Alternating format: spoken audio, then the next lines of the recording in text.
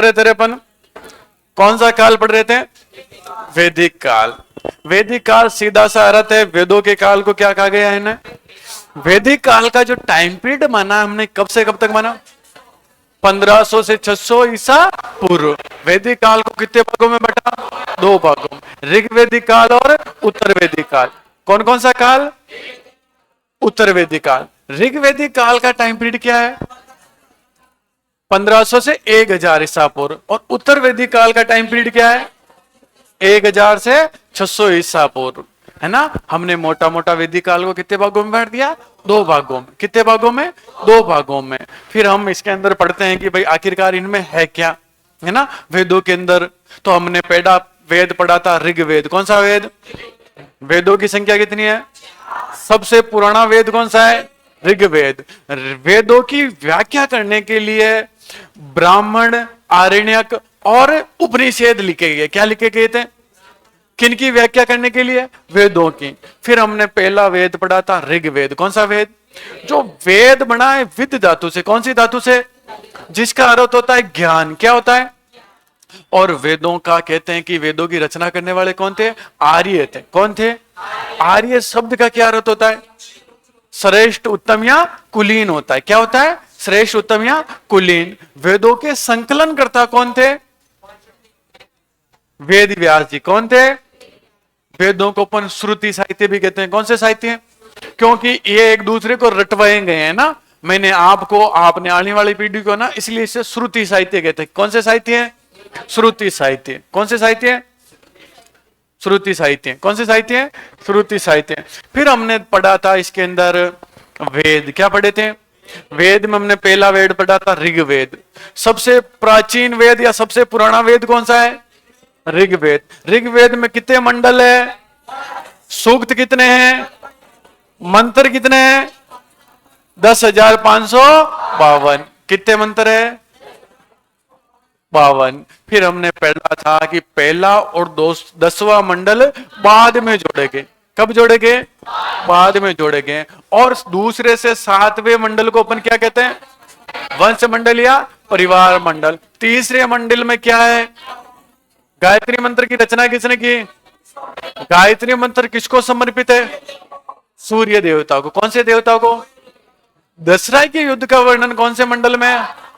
दशरथ के युद्ध किस किस के मध्य हुआ था?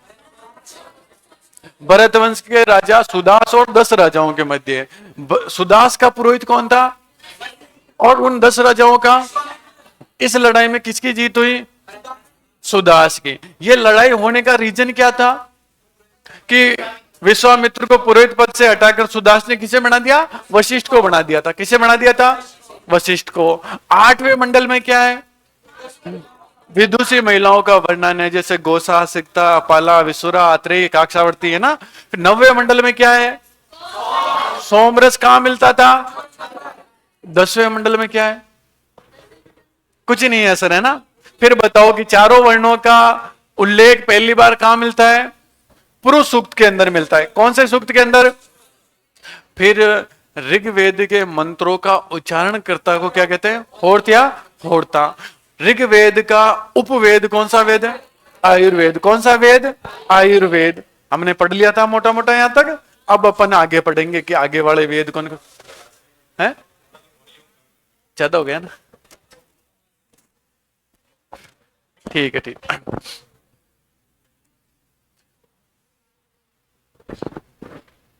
अरे अपन ने ऋग्वेद पढ़ लिया था ना।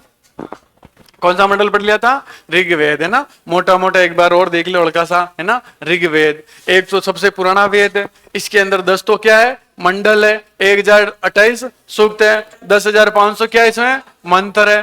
पहला और 10वां मंडल बाद में जोड़े गए। दूसरे लेख से लेकर 7वें मंडल को हमने कौन सा नाम दिया? वंश मंडल या परिवार मंडल। तीसरा मंडल में क्या है? इसकी रचना किसने की है और ये किसको समर्पित है? और 7वें मंडल में कौन सा युद्ध है? दशरथ की युद्ध। भरत कबीला और 10 कबीला एक साथ लड़े थे। यहाँ का राजा था सुदास, है ना, भरत वंश का राजा था। इधर 10 किंग्स है, विश्वामित्र और वशिष्ठ। और इस लड़ाई में किसकी जीत हुई? भरत राजा सुदास की। 8वें मंडल में कौन कौन सी विदुषी महिलाओं के नाम मिले हैं? ये कुछ विदुषी महिलाएं, गोसा, सिकता, अपाला, लोपामुद्रा, काकसावर्ती। इसके अलावा हमने विश्ववरा, आत्रेयी वगैरह देखा था। 9वां मंडल किसे समर्पित है? सोम कहाँ मिलता था? और ऋग्वेद के 10वें मंडल के अंदर पुरुष सूक्त के अंदर चारों वर्णों का उल्लेख मिलता है, ब्राह्मण, क्षत्रिय, वैश्य और शूद्र। ये विराट पुरुष के जो मुख से निकले थे वो थे ब्राह्मण, भुजाओं से क्षत्रिय, जंघाओं से वैश्य और पैर शूद्र। ऋग्वेद के मंत्रों का उच्चारण करते हुए कहते हैं पर होर्त या होर्ता, ये होता है होर्ता है ना, होर्त या होर्ता। उपवेद इसका आयुर्वेद। क्या है? आयुर्वेद। यहां तक हमने मोटा मोटा पढ़ लिया था। अब अपन पढ़ेंगे यजुर्वेद। कौन सा वेद? कि भाई साहब आखिरकार यजुर्वेद में क्या है? कौन से वेद में? समझ में तो आया ना? बिल्कुल तोते की तरह टर टर बोल रहे थे है ना? मतलब समझ में आया? आया रे टोपी वाले? ठीक है, बता। तीसरे मंडल में क्या है? गायत्री मंत्र। गायत्री मंत्र किसको समर्पित है? यजुर्वेद। दूसरा वेद कौन सा है? इस वेद के अंदर यज्ञ करने की विधियां और कर्म कांडों का उल्लेख है। मतलब कि जो यज्ञ कौन कौन से होते हैं और यज्ञ कैसे किए जाते हैं वो किसके अंदर है? यजुर्वेद के अंदर है। कौन से वेद के अंदर है? यजुर्वेद। यजुर्वेद के कितने भाग है? 2 भाग है। कितने भाग है? 2 भाग है। एक होता है कर्षण यजुर्वेद और दूसरा होता है शुक्ल यजुर्वेद। यह गद्य और पद्य दोनों में लिखा गया है ना। गद्य और पद्य जानते हो ना? ये सूत्र और डिटेल दोनों में लिखा गया है। और इसके अलावा जो शुक्ल यजुर्वेद है वो वासनीय संहिता में, वासनीय संहिता भी कहा जाता है। कौन से को? शुक्ल यजुर्वेद को। शून्य शब्द का पहली बार उल्लेख कहां हुआ है? यजुर्वेद में हुआ। कौन से वेद में हुआ? और यजुर्वेद के मंत्रों का उल्लेख करने वालों को क्या कहते हैं? अर्धव्यु। जो मतलब ये मंत्रों का उच्चारण करता है। किसका उच्चारण करता है? मंत्रों का उच्चारण करता है अर्धव्यु, है ना? अर्धव्यु। इसके अलावा इसका उपवेद कौन सा है? धनुर्वेद। कौन सा वेद है? ऋग्वेद का उपवेद कौन सा है? यजुर्वेद का उपवेद। ऋग्वेद के मंत्रों का उच्चारण करता और यजुर्वेद के मंत्रों का उच्चारण करता कौन है? देखो ऋग्वेद थोड़ा इंपॉर्टेंट था, उसमें कुछ क्वेश्चन ज्यादा पूछे जाते हैं, हमने डिटेल में पढ़ लिया था। यजुर्वेद के अंदर यही कहानियां है ना कि इसमें क्या है? एक तो यज्ञ करने की विधियों, कर्मकांडों के बारे में उल्लेख है। ये कितने भाग इसके? 2, कर्षण और शुक्ल। शून्य शब्द। शून्य शब्द का पहली बार उल्लेख कहां मिलता है? यजुर्वेद में मिलता है। कौन से वेद में? यजुर्वेद के मंत्रों का उच्चारण करने को क्या कहते हैं अपन? अथर्वव्यु। और इसका उपवेद कौन सा है? समझ में आया रहा? नहीं आया? बस इतना याद रखना है कि यज्ञ करने की विधियां कौन से वेद में है? यजुर्वेद में। कौन से वेद में? यजुर्वेद में। और इसका उपवेद कौन सा है? धनुर्वेद। मैं रटवा दूंगा, तुम टेंशन मत लो, है ना? मैं रटवा दूंगा आपको। तीसरा वेद आ जाओ, सोमवेद, सामवेद। कौन सा वेद? कौन सा वेद? ये संगीत को समर्पित है। कौन किससे समर्पित है? संगीत को समर्पित है। पहली बार संगीत को कोई समर्पित वेद है तो कौन सा है? और ये कहते हैं कि कृष्ण भगवान का प्रिय वेद, जो अपने कृष्ण भगवान हुए मुरली वाले, उनका कोई प्रिय वेद है तो कौन सा वेद है? सामवेद। कौन सा वेद? सामवेद। तो इसे संगीत का प्राचीनतम वेद भी कहते हैं। मतलब संगीत का सबसे कोई पुराना वेद कहा गया तो कौन सा वेद है? लेकिन उस टाइम संगीत को ना थोड़ा इतना महत्व नहीं दिया जाता है ना, तो इस वेद को मानने वाले लोगों को भी समाज इतना तवज्जो नहीं देता था उस टाइम, है ना? साम का शाब्दिक अर्थ होता है गायन। क्या होता है? गायन। क्या होता है? गायन। सामवेद किसको समर्पित है? संगीत को। किसे समर्पित है? संगीत को। और ये किसका प्रिय वेद है? अच्छा, ये कृष्ण भगवान कृष्ण का क्या है? पसंदीदा वेद है। किसका पसंदीदा है? भगवान। जो व्यक्ति सामवेद के मंत्रों का स्त्रोत या पाठ करता है उसे कहते हैं उद्गाता। क्या कहते हैं? उद्गता या उद्गाता। क्या कहते हैं? उद्गाता। उद्गाता का मतलब होता है कि संगीत गाने वाला। क्या होता है? संगीत का गायन करने वाला। संगीत का गायन करने वाला। उद्गाता शब्द का क्या अर्थ होता है? संगीत का गायन करने वाला। और इसका उपवेद होता है गंधर्व वेद। कौन सा वेद? कौन सा वेद? गंधर्व वेद।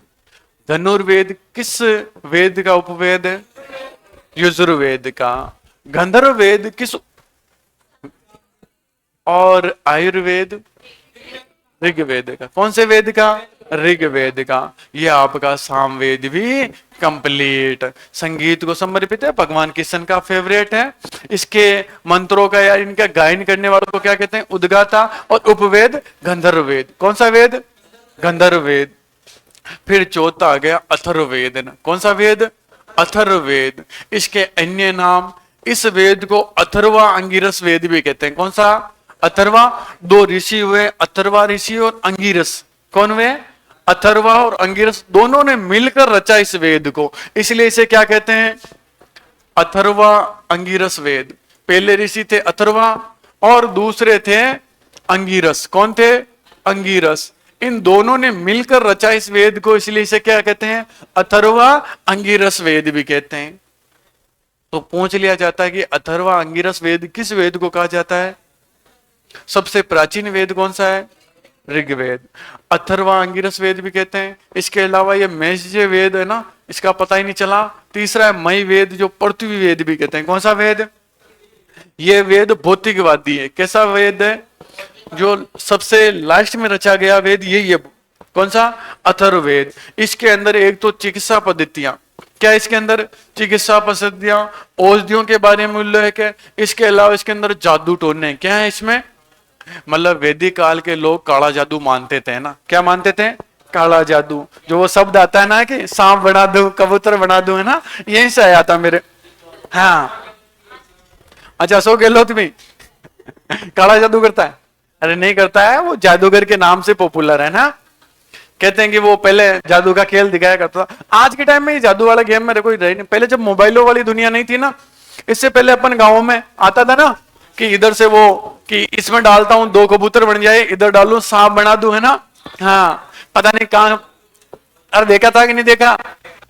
गाँव में होता था ना कि खेल दिखाने वाला आता था, एक बंदर का खेल भी दिखाता था, डमडमी बजा के, है ना।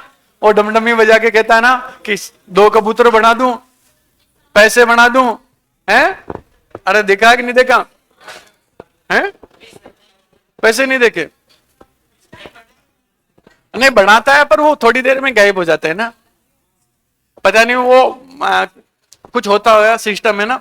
आजकल तो मोबाइलों में अच्छी अच्छी चीजें आती है तो अपन नहीं देखते ना।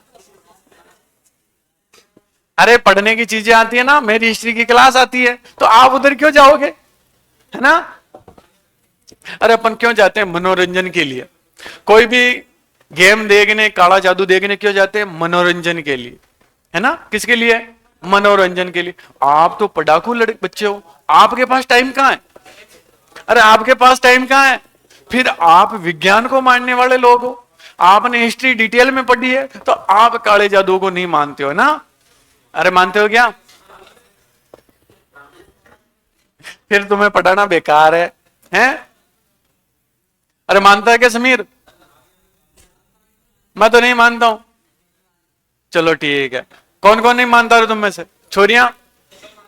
छोरियां मानती है ना? क्या क्या? अरे आवाज नहीं रहा, क्या हो रहा समीरा? छोरियों को मानना पड़ता है ना, छोरियां डरती है ना। हाँ, अच्छा, आजकल की छोरियां डराती है, हैं? कोई नहीं है ना, डरना भी चाहिए ना। 2000 साल आप लोगों ने इनको डरा के रखा है ना, थोड़े टाइम के लिए ये डरा दे तो इसमें क्या घाटा। हाँ, तो थोड़ा डर लेना, बाकी चलो आगे चलते अपन, है ना। अथर्ववेद, कौन सा वेद पढ़ रहे अपन? इसके अंदर क्या रहे? कालू ज्यादा टोना है। कौन से? जो तंत्र मंत्रों का उल्लेख है। किसका उल्लेख है? तंत्र मंत्रों का उल्लेख है। किसका उल्लेख है? तंत्र मंत्रों का।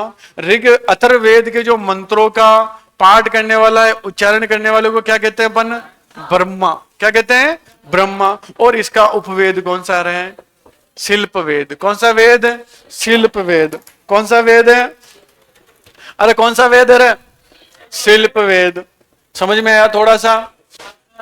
फिर आगे उपनिषेद। क्या आगे? उपनिषेद। एक बार थोड़ा सा अपन रैपिड रिवीजन लगाते हैं, समझो कहानी को।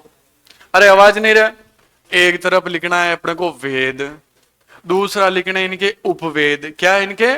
उपवेद। तीसरा इनके मंत्रों का उच्चारण करता, मंत्रों का उच्चारण करता। अरे छोरों, समझ में आ रहा है? पहला वेद पढ़ा था हमने ऋग्वेद। कौन सा वेद? ऋग्वेद। कौन बताएगा कि ऋग्वेद का उपवेद कौन सा वेद था? आयुर्वेद। कौन सा वेद? आयुर्वेद। और इस ऋग्वेद के मंत्रों का उच्चारण करता को हमने क्या कहा? होर्त। क्या कहा है? होर्त या होर्ता या होता, जो मंत्रों का उद्घोष करता है, आह्वान करता है। दूसरा वेद कौन सा है? यजुर्वेद। कौन सा वेद? यजुर्वेद का उपवेद कौन सा है? कौन सा वेद? और इसके मंत्रों का उच्चारण करता को कहते हैं अधर्व्यू। क्या कहते हैं? अधर्व्यू। क्या कहा गया है हमने? अधर्व्यू। फिर हमने तीसरा वेद देखा था सामवेद, कृष्ण भगवान का फेवरेट, संगीत को समर्पित वेद। इसका उपवेद है गंधर्व वेद। कौन सा वेद? कौन सा वेद? गंधर्व वेद। और इसके मंत्रों का उच्चारण करने को क्या कहते हैं? उद्गाता। क्या कहते हैं? उद्गाता। चौथा वेद था अथर्ववेद। कौन सा वेद? क्योंकि ये वेद अथर्वा और अंगिरस ने रचे थे, तो इसे अथर्वांगिरस, मैज्य और मही वेद भी कहते हैं। और इसका उपवेद कौन सा वेद है? कौन सा वेद? और इसके मंत्रों के उच्चारण करता को क्या कहते हैं अपन? ब्रह्मा। समझ में आया? कभी भी क्वेश्चन पूछा जाएगा कि निम्नलिखित में से कौन सा वेद नहीं है, तो उसके अंदर ऑप्शन में मिलेगा आपको आयुर्वेद। क्या मिलेगा? आंख मीच के मारना है उस पे, है ना, जिसकी भी मारो पेन के मारो समझ में आया ना? तो यदि एग्जाम में क्वेश्चन पूछा जाएगा कि निम्नलिखित में से कौन सा वेद नहीं है, तो ऑप्शन में आयुर्वेद ही मिलेगा, इसके अलावा कोई वेद नहीं मिलेगा। रट लो, जब तक वैदिक काल खत्म नहीं होगा तब तक ये चीजें मैं पूछता रहूंगा। तो एक ही बार रट लो, पूछ लो, खत्म कहानी। एक बार देख लो, फिर आगे चलते हैं। फिर क्या होता है कि ऋग्वेद के अंदर कौन सा वेद? ऋग्वेद, है ना? कौन सा वेद? ऋग्वेद, यजुर्वेद, सामवेद और अथर्ववेद। काले जादू टोने और चिकित्सा पद्धति कौन से वेद में? कौन से वेद में? और यज्ञ की विधियां कौन से वेद में? यजुर्वेद में। संगीत का गायन वायन कहां पर है? सामवेद में। कौन से वेद में? सबसे पुराना वेद ऋग्वेद में कितने मंडल, सूक्त और मंत्र? ठीक है, अब आगे चले। देखो, मंत्रों की, इनकी वेदों की व्याख्या करने के लिए ब्राह्मण, उपनिषद और आरण्यक रचे गए। क्या रचे गए? तो वो भी देख लेते हैं डिटेल में। वेद तो समझ में आया ना? कोई ऐसा प्राणी, जीव आप में से ऐसा हो जिसे समझ में नहीं आया हो? आ गया ना? आगे चलें। ठीक है, अब गणपत बताएगा कि सामवेद का उपवेद कौन सा था? गंधर्व वेद। वो लास्ट वाला बताएगा कि यजुर्वेद का उपवेद कौन सा है? धनुर्वेद। इधर से छोरियां बताएगी कि अथर्ववेद का उपवेद कौन सा था? शिल्प वेद। कौन सा वेद? इधर से ये छोरे बताएंगे कि सामवेद का मंत्रों का या गायन का उच्चारण करने वाला उद्गाता क्या होता था? फिर आगे आगे अपना उपनिषद। कौन से वेद? उपनिषद। आप लोगों को पता हो तो उपनिषद मतलब होता है कि उपनिषद शब्द का शाब्दिक अर्थ क्या होता है? गुरु के पास बैठकर निष्ठा पूर्वक ज्ञान की प्राप्ति, जैसे आप लोग कर रहे हो ना।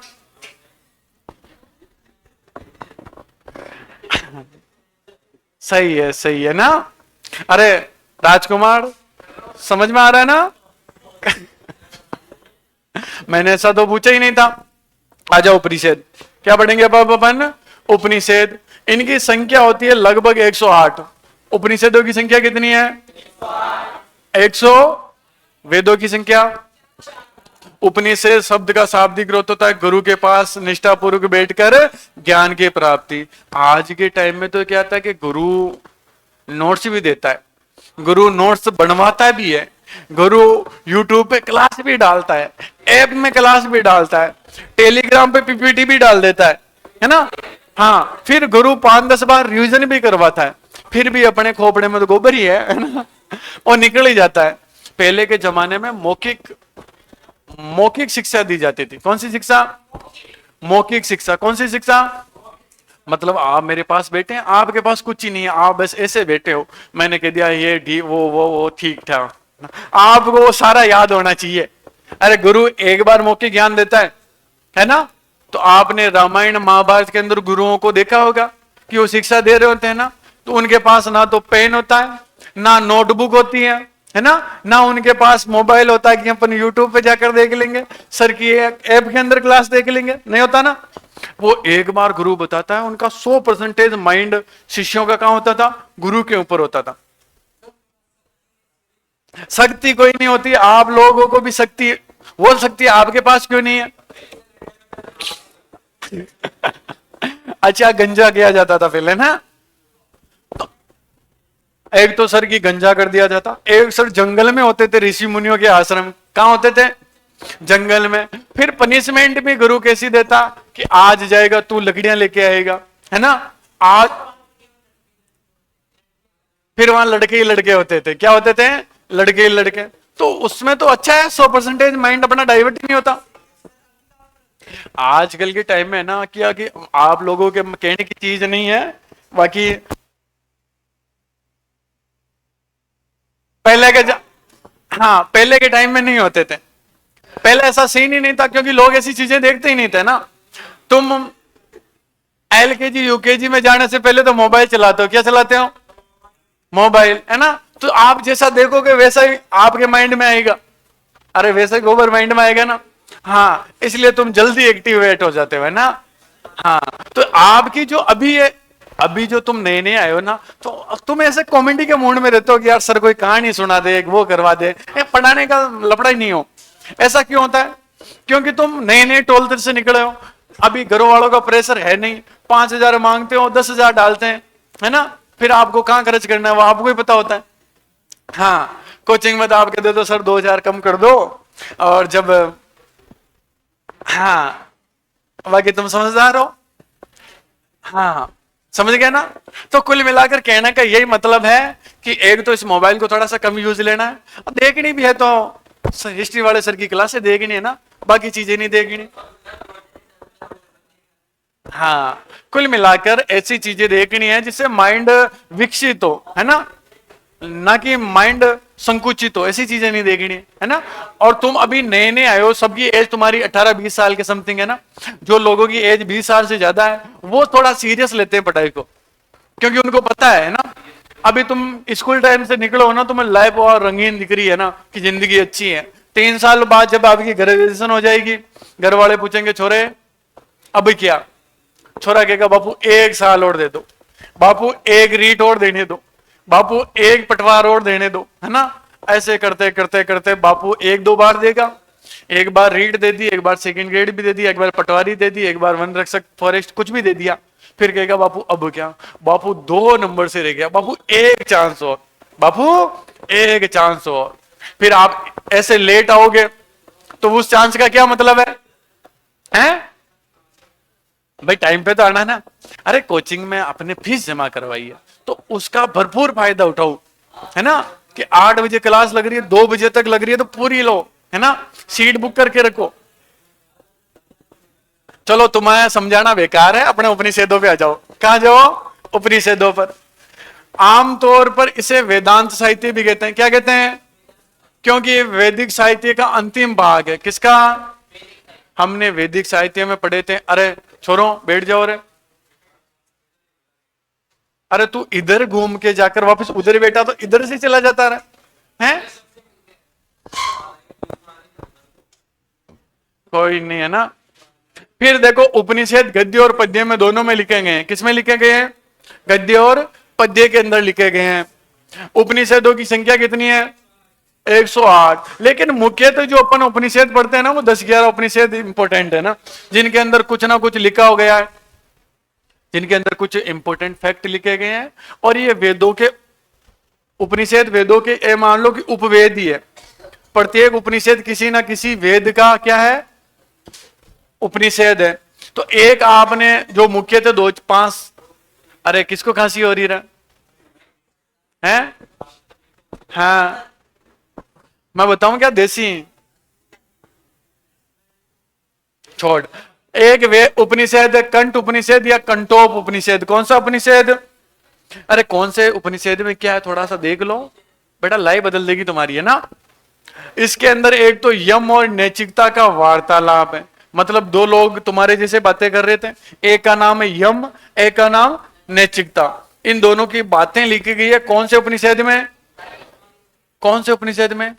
इसके अलावा इसके अंदर अनुष्ठानों की आलोचना की गई है। जो भी धार्मिक अनुष्ठान किए जाते हैं उस टाइम, उनकी आलोचना कौन से उपनिषद में की गई है? कंठोप उपनिषद में। कौन से उपनिषद में? फिर है जाबालो उपनिषद, या जबाल या जाबालो उपनिषद। ये तो हमने स्कूल टाइम में सुना होगा आप लोगों ने, जाबालो उपनिषद। कौन सी स्कूल में पढ़े थे तुम?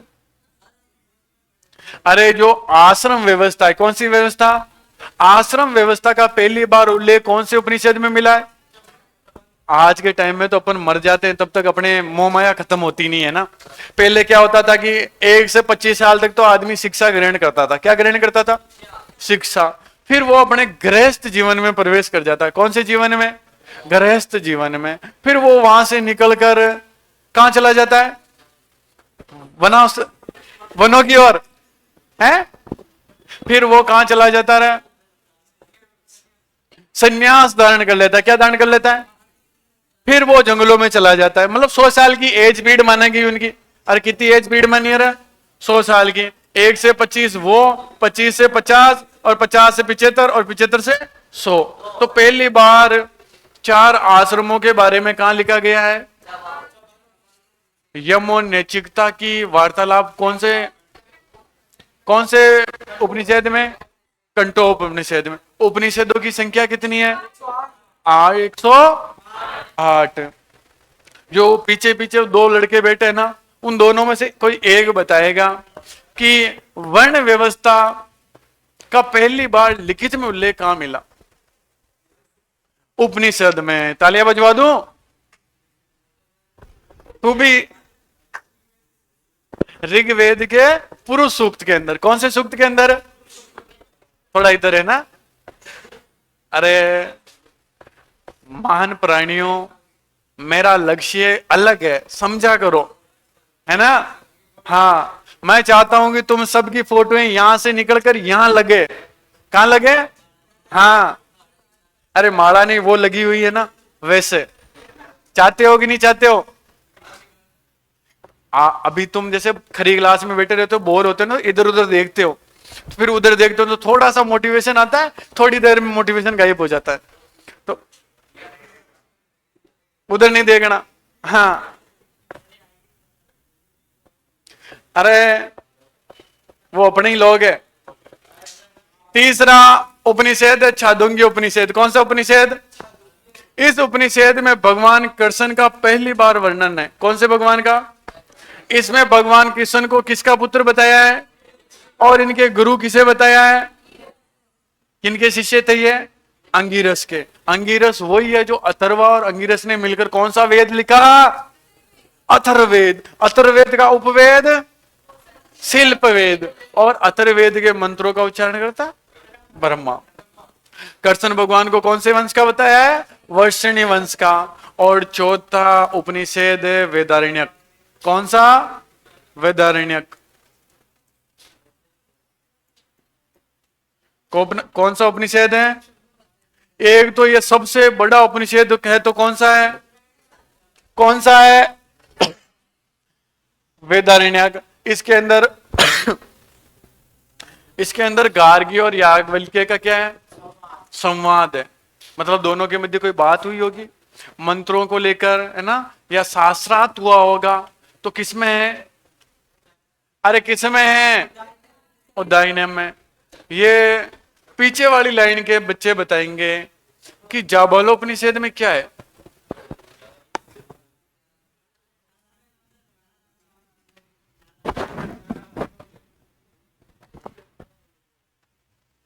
क्या है उसमें? चार आश्रम। कौन से आश्रम? आ जाओ, छादंगी उपनिषद के बाद अपन पढ़ रहे हैं वेदारण्यक उपनिषद। कौन सा उपनिषद? इस एक तो यह सबसे बड़ा उपनिषद है, थोड़ा सा ध्यान रखना। सबसे बड़ा उपनिषद कौन सा है? वेदारण्यक उपनिषद सबसे बड़ा उपनिषद है। इसके अंदर गार्गी और याज्ञवल्क्य का क्या है? संवाद है। इसके अलावा मैत्रेयी और याज्ञवल्क्य का भी संवाद इसी में है। किसका? याज्ञवल्क्य का संवाद भी इसी में है। इसके अलावा वेदारण्यक उपनिषद के अंदर पुनर्जन्म का सिद्धांत दिया गया है। कौन सा सिद्धांत? मानते हैं ना कि आप जैसे कर्म करोगे भगवान वैसे ही आपको फल देगा। आप क्लास में ध्यान नहीं दोगे तो भगवान आपको फल नहीं देगा, है ना। वहां फोटो लगवानी है तो यहां फोकस रखना पड़ेगा ना 100%। इसके अलावा इस उपनिषद के जो प्रवक्ता है ये याज्ञवल्क्य है। कौन है प्रवक्ता? कौन है इसके? याज्ञवल्क्य है। कौन है? याज्ञवल्क्य है। इसके अलावा पुनर्जन्म का सिद्धांत। कौन से जन्म का सिद्धांत? पुनर्जन्म का सिद्धांत कौन से उपनिषद में है? वेदारण्यक उपनिषद में। इसके अलावा यह शतपथ ब्राह्मण में भी मिलेगा। कहां मिलेगा? शतपथ ब्राह्मण के अंदर भी पुनर्जन्म का सिद्धांत मिलेगा। अरे मैं चाहता हूं कि थोड़े टाइम में ज्यादा चीजें बता दूं आपको। हर बात में क्या दांत निकाल देता रहा? अरे समझ में आ रहा है? पक्का आ रहा है? ठीक है, ठीक है।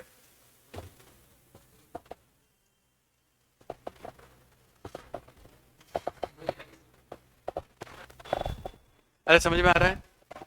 ठीक है।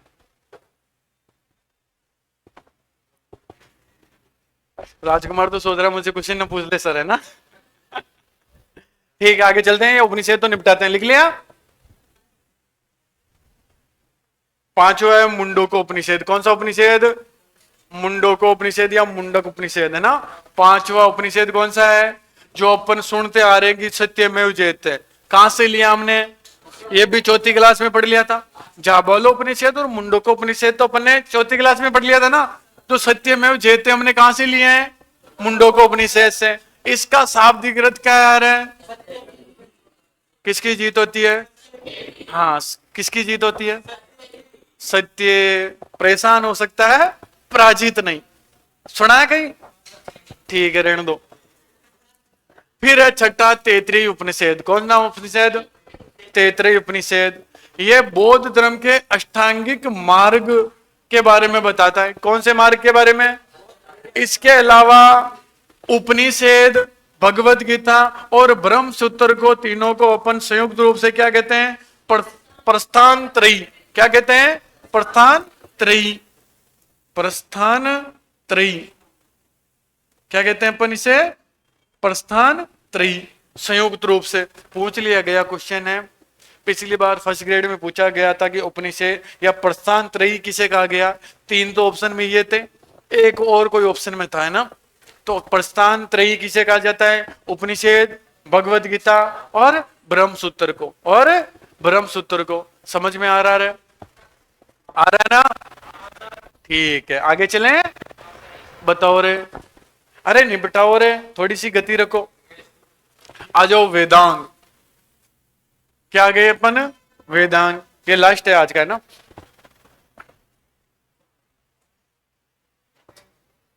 वेदांग ये एग्जाम में सबसे ज्यादा यही पूछे जाते हैं, क्योंकि लोग इसमें कंफ्यूजन है।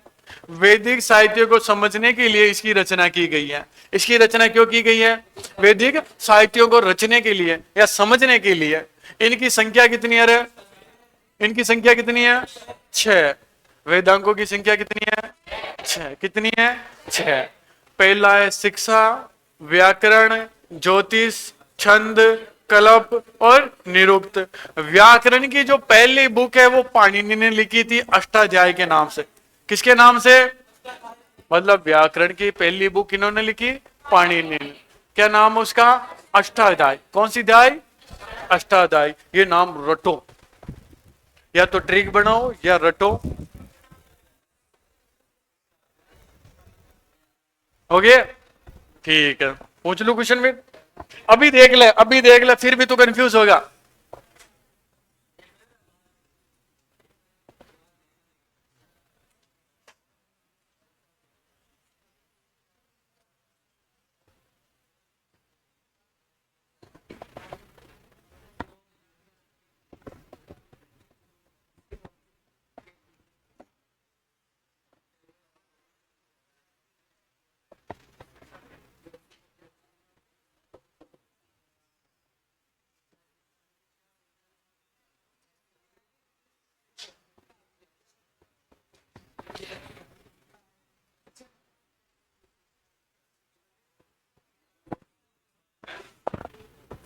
नहीं नहीं, अभी 10 मिनट और पढ़ो।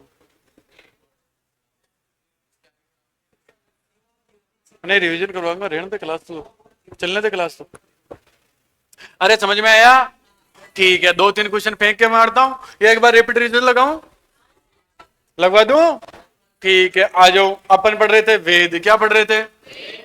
वेद के अंदर अपने ऋग्वेद कल पढ़ लिया था, आज हमने स्टार्ट किया था यजुर्वेद से। कौन से वेद से?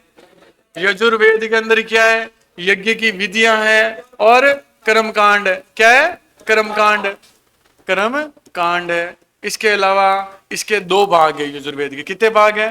2 भाग है। एक है कृष्ण यजुर्वेद और दूसरा शुक्ल यजुर्वेद। कौन सा यजुर्वेद? शुक्ल यजुर्वेद। फिर हमने इसका उपवेद पढ़ा था। क्या पढ़ा था? उपवेद होता है इसका धनुर्वेद। कौन सा वेद? इसके मंत्रों का उच्चारण करता को अपन ने क्या कहा है? अधर्व्यू। क्या कहा है? अधर्व्यू। Any doubt?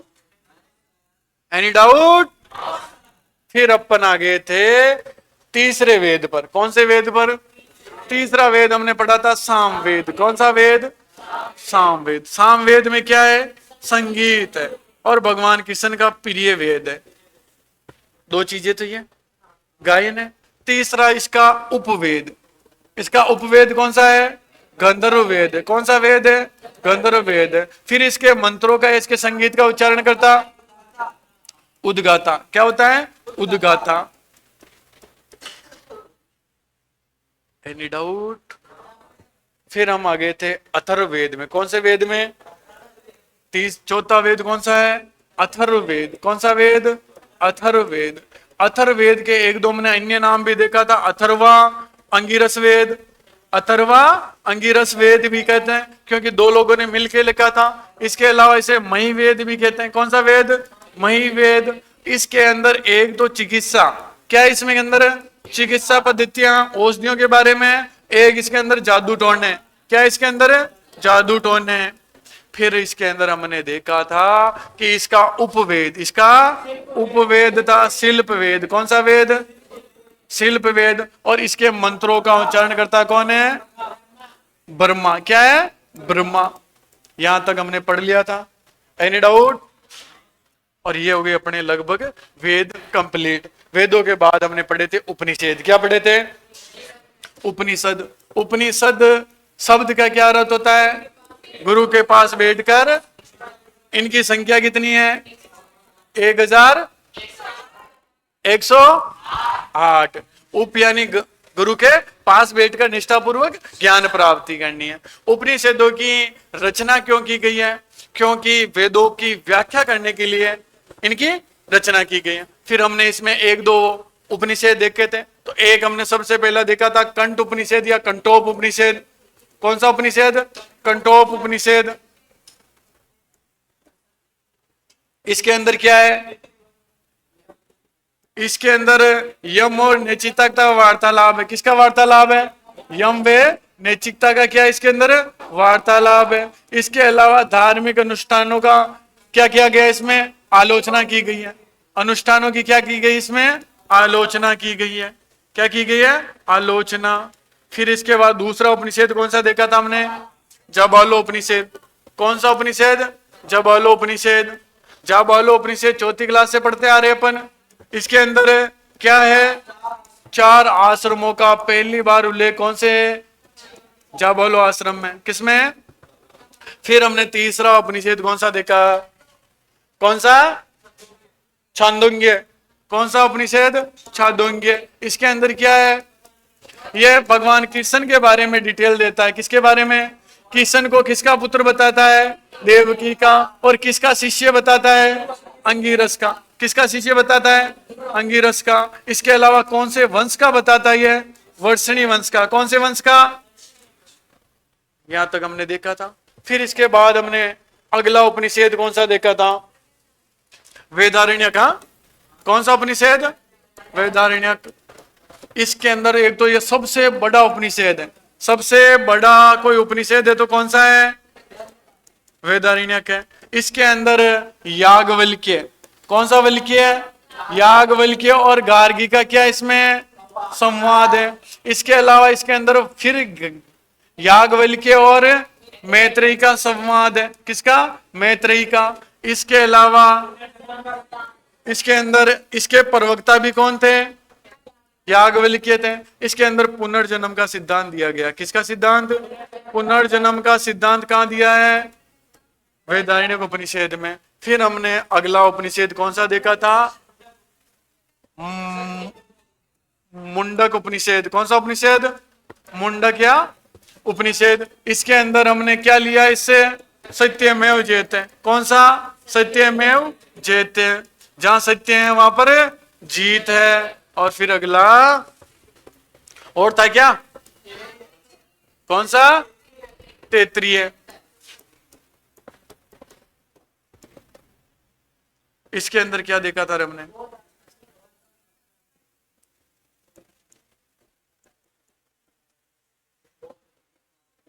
तैत्तिरीय उपनिषद में क्या देखा था हमने? इसके अंदर बौद्ध धर्म के कौन से मार्ग है? अष्टांगिक मार्ग है। कौन से मार्ग है? अष्टांगिक मार्ग है। फिर हमने देखा था कि उपनिषद, भगवत गीता और ब्रह्मसूत्र। उपनिषद, भगवत गीता और ब्रह्मसूत्र को हम संयुक्त रूप से क्या कहते हैं? प्रस्थान त्रयी। क्या कहते हैं? प्रस्थान त्रयी का। क्या कहा है? प्रस्थान त्रयी कहा था। फिर हमने 6 वेदांग देखे थे। कितने वेदांग देखे थे? वेदांगों की संख्या कितनी है? 6। पहला है शिक्षा, व्याकरण, ज्योतिष, छंद, कल्प और निरुक्त। ये 6 हमने क्या देख लिए थे? वेदांग देख लिए थे। अरे एनी डाउट? ठीक है, फिर समीर आंसर बताएगा।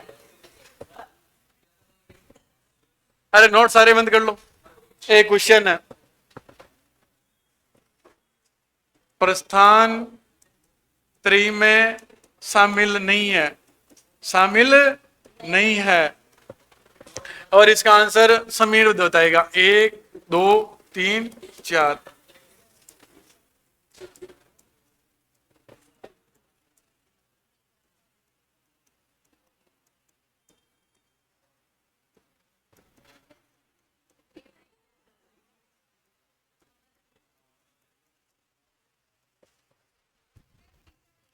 अरे मैंने आपको पूछा क्या है? तीसरा नहीं है। मैं जिसको पूछू वही बताएगा, क्योंकि इसका माइंड जगह नहीं था, है ना? ठीक है। हाँ, तू ये नहीं बताएगा, तू ये बताएगा कि 6 वेदांगों के नाम बताएगा। बता देगा। अरे बता बता। क्या बात करते हैं? छोरियां, कोई ऐसी छोरी है जो 6 के 6 वेदांग बता दे? चलो आप बताओ।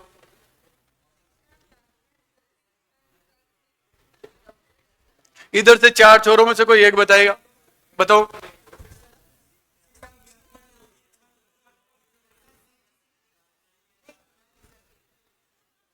तू बताएगा। हाँ, तेरे से ही पूछ रहा हूं। हाँ, यजुर्वेद में क्या क्या पढ़ा हमने? हाँ जी, कल बताओ। कल आ जा तू। ये पीछे लाइन वाले 5 एक एक खड़े हो जाओ, सबसे एक एक क्वेश्चन पूछूंगा। हाँ, खड़ा हो जा चश्मे वाला। है तू ये बताएगा कि अथर्वा और अंगिरस ने मिलकर कौन सा वेद लिखा था? अथर्ववेद है। अब बता, गंधर्ववेद किसका उपवेद है? अब बीच वाले तू खड़ा हो जा, तू बैठ जा। हाँ तू, हाँ हाँ, इसको कहते हैं, तू बता देना, इसका अगला नंबर इसी का ही है। तू बताएगा 6 वेदांगों के नाम। हाँ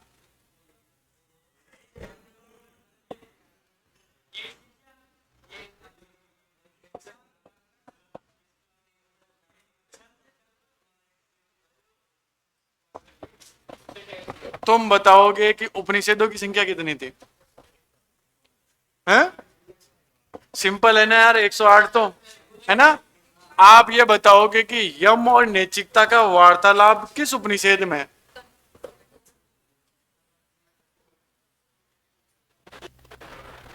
पीछे वालों, विचार है? अरे रहने दो, रहने दो। अरे समझ में आया? एक क्वेश्चन लिखूं? ठीक है। अरे छोरे, आवाज नहीं।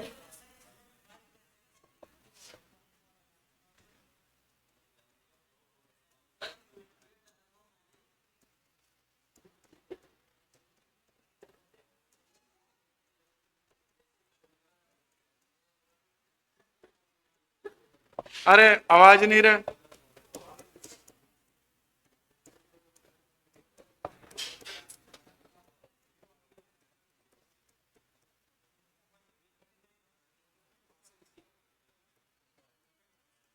अरे पहले ही बोल बोल की स्कीम बता दो सबको, है ना। हाँ, शिकार नहीं मिल पाया मुझे। ये अभी रीट के अंदर पूछा था, अभी जो रीट पात्रता एग्जाम होता है ना, उसके अंदर ये क्वेश्चन पूछा था कि निम्नलिखित में से कौन सा वेदांग नहीं है, और ऑप्शन में भी मैथ ही था। क्या था? मैथ ही। जो हमसे नहीं पढ़ के गए उनका गलत हुआ, है ना। तो आप तो एग्जाम में जाओगे तो मार दोगे ना, छोड़ दूं?